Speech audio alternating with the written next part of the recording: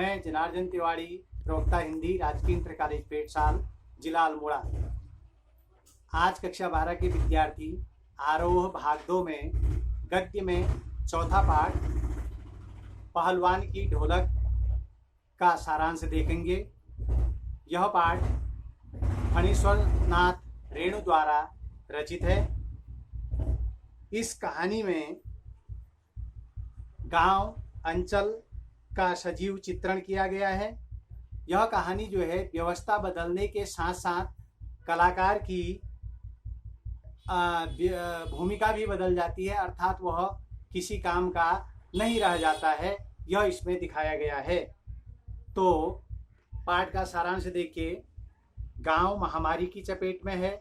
हैजा और मलेरिया का प्रकोप गांव में फैला हुआ है।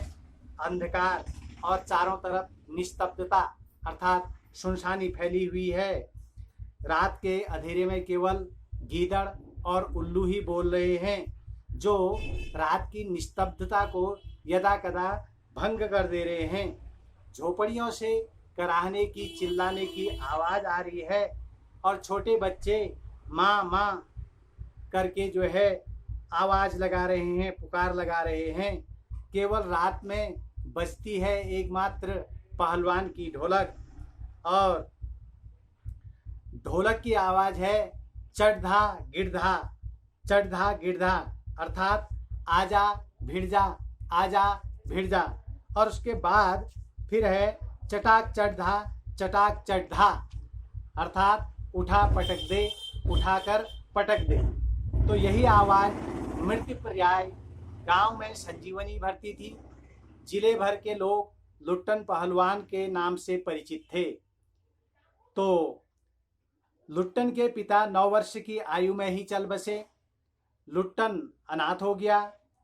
सौभाग्य से लुट्टन का विवाह हो चुका था। लुट्टन की विधवा सास ने उसे पाल पोस कर बड़ा किया था। बचपन में लुट्टन गाय चराता, धारोष्ण दूध पीता और कसरत किया करता था। गांव वाले उसकी सास को प्रताड़ित करते थे। उनसे बदला लेने की भावना ने लुट्टन को पहलवान बना दिया था। वह कुश्ती भी लड़ने लगा था। तो एक बार लुट्टन सिंह पहलवान ने श्यामनगर के दंगल में शेर के बच्चे अर्थात चाँद सिंह पहलवान को चुनौती दे डाली। चाँद सिंह अपने गुरु पहलवान बादल सिंह के साथ पंजाब के श्यामनगर मेले में आया था। चाँद सिंह बीच बीच में दहाड़ मारता और अपने टाइटिल को सत्य सिद्ध करने का प्रयास करता। लुट्टन सिंह श्याम सिंह पर बाज की तरह टूट पड़ा। भीड़ में खलबली मच गई। कुश्ती देख रहे राजा साहब ने लुट्टन को पास बुलाकर समझाया और उसकी हिम्मत की दाद देते हुए उसे 10 रुपये पुरस्कार स्वरूप दिए और उसे समझाते हुए कुश्ती से हटने के लिए कहा। किंतु लुट्टन सिंह ने राजा से लड़ने की आज्ञा मांगी। लुट्टन सिंह को मैनेजर से लेकर सिपाहियों तक ने समझाया, किंतु लुट्टन ने राजा से कहा, सरकार, यदि आपकी आज्ञा न मिली तो मैं पत्थर पर सिर मारकर मर जाऊंगा। विवश होकर राजा ने उसे लड़ने की आज्ञा दे दी। बाजे बजने लगे। लुट्टन सिंह को चाँद सिंह ने कसकर दबा लिया था। दर्शक तालियां बजाकर चिल्लाए, हलवा हो जाएगा, हलवा। चाँद सिंह लुट्टन की गर्दन पर कोहनी डालकर उसे चित्त करने का प्रयास कर रहा था। लुट्टन की आंखें बाहर निकल रही थी। उसकी छाती फटने को हो रही थी। लुट्टन की ओर केवल ढोल की आवाज़ थी। लुट्टन को साफ साफ सुनाई पड़ा, ढोल कह रहा, दांव काटो बाहर हो जा, दांव काटो बाहर हो जा। लुट्टन ने नीचे से निकलकर चाँद सिंह की गर्दन दबोच ली। ढोल ने चटक धा कहा, यानी उठाकर पटक दे। चाँद सिंह को जमीन पर दे मारा। ढोल ने धीना धीना धिक धीना की आवाज निकाली कि चाँद सिंह को लुट्टन ने चारों खाने चित्त कर दिया। ढोल ने धा गिड़ धा वाह बहादुर की ध्वनि की तो जनता ने माँ दुर्गा की, महावीर जी की, राजा श्याम नंदन की जय जयकार कर दी। विजयी लुट्टन कूदता फांदता ताल ठोकता बाजे वालों की ओर दौड़ा और ढोलों को श्रद्धापूर्वक प्रणाम किया। उसने राजा साहब को गोद में उठा लिया। राजा साहब ने लुट्टन को शाबाशी दी और लुट्टन को सदा के लिए अपने राज दरबार में रख लिया। दूसरी ओर पंजाबी पहलवान चांद सिंह के आंसू पोछे जा रहे थे और राज पंडित व छत्री मैनेजर दबी जुबान से लुट्टन सिंह की नियुक्ति का विरोध कर रहे थे। उनका तर्क था कि लुट्टन छत्री नहीं दुसाध है। राजा ने इन तर्कों को नहीं माना और लुट्टन के लिए सभी व्यवस्थाएं कर दी। लुट्टन सिंह की कीर्ति दूर दूर तक फैल गई। उसने एक एक कर सभी नामी पहलवानों को पटकनी दे दी। लुट्टन ने काले खां पहलवान को भी हराकर लोगों का भ्रम दूर कर दिया। क्षेत्र में के सभी पहलवान लुट्टन का लोहा मान चुके थे। अतः अब लुट्टन दर्शनी जीव बन गया। मेले में घुटने तक लंबा चोगा पहने अस्त व्यस्त पगड़ी बांधकर वह मतवाले हाथी के समान चलता हुआ घूमता फिरता था। हलवाई के आग्रह करने पर वह 2 सेर रसगुल्ले उड़ा जाता था। 8-10 पान एक बार में ही मुंह में रख लेता था। उसके शौक बच्चों जैसे थे। वह आंखों पर रंगीन अबरक का चश्मा, हाथ में खिलौने को नचाता, मुंह से पीतल की सीटी बजाता हुआ लौटता।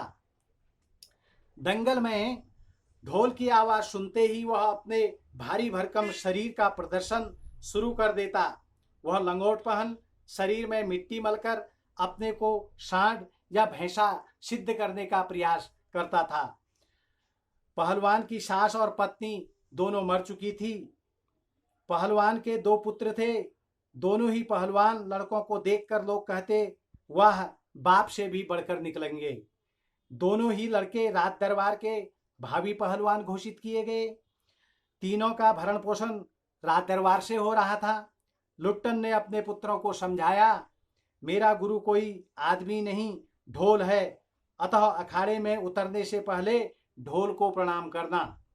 उसने अपने पुत्रों को पहलवानी के सब गुर सिखा दिए। एक दिन अचानक वृद्ध राजा का देहांत हो गया। नए राजकुमार ने विदेश से आते ही राज्य को अपने हाथों में ले लिया और दंगल का स्थान घोड़ों की रेस ने ले लिया। पहलवान को स्पष्ट मना कर दिया गया कि अब उसकी कोई आवश्यकता नहीं है।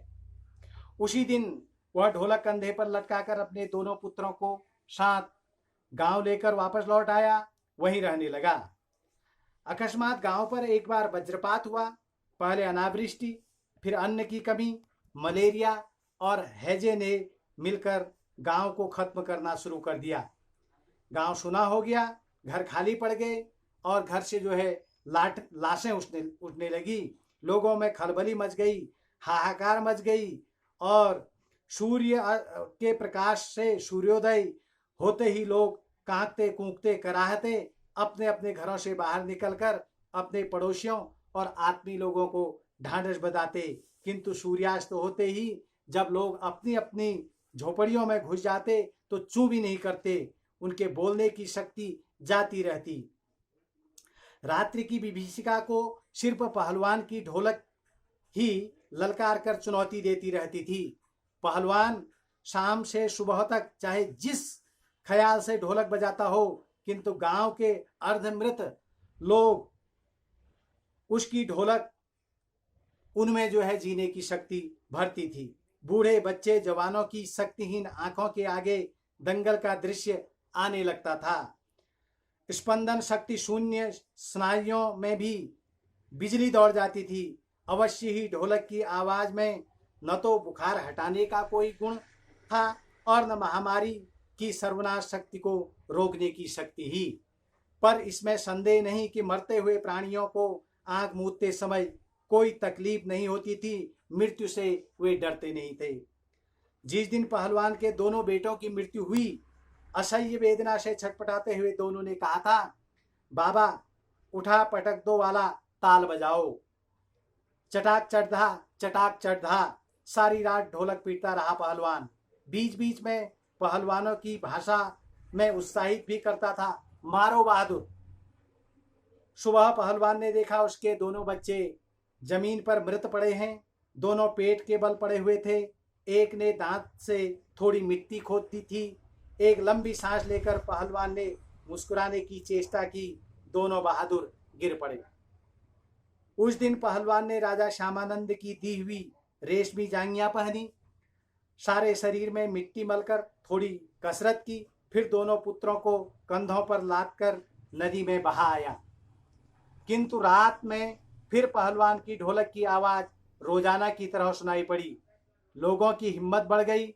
संतप्त पिता माताओं ने कहा, दोनों पहलवान बेटे मर गए, पर पहलवान की हिम्मत देखो, 1.5 हाथ का कलेजा है। 4-5 दिनों के बाद एक रात को ढोलक की आवाज नहीं सुनाई पड़ी। ढोलक नहीं बोली। पहलवान के कुछ दिलेर किंतु रोगी शिष्यों ने सुबह जाकर देखा, पहलवान की लाश चित्त पड़ी है। पहलवान अखाड़े में किसी से चित्त नहीं हुआ था, अतः अपने गुरु की इच्छा अनुसार लुट्टन की चिता पर पेट के बल लिटा दिया गया और ढोल बजाया गया। धन्यवाद।